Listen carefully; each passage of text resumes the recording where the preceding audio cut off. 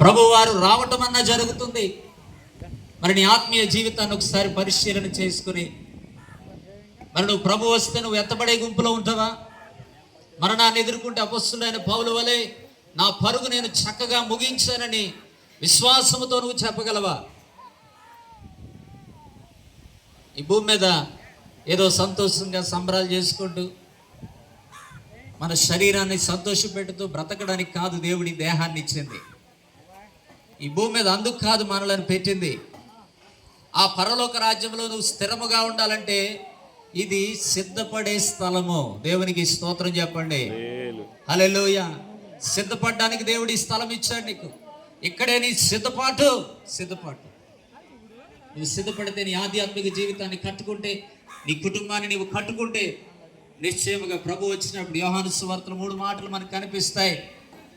ఆయన త్వరగా వస్తున్నాడు. మరి యేసు క్రీస్తునందు మృతినందున మృతులంట ఎవరంట వారు? ధన్యులు. అందరూ కాదు, ధన్యులు. ఎవరైతే దేవుని మాటలకు విధేయులై బ్రతుకుతారో, దేవుని చిత్తాన్ని నెరవేరుస్తారో వారు మాత్రమే ధన్యులు. మరి వారికి శ్రేష్టమైన జీవితాన్ని దేవుడు ఇవ్వడానికి సిద్ధముగా ఉన్నాడు.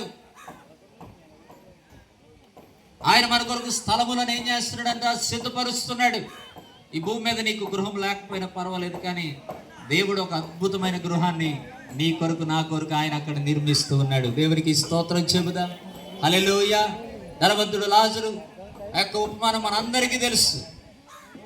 ధనవంతుడు భూమి మీద ఎంతో చక్కగా జీవించాడు, అన్నీ ఉన్నాయి. కానీ బీదవాడైన లాజరు, దేవుడు మాటలు మనం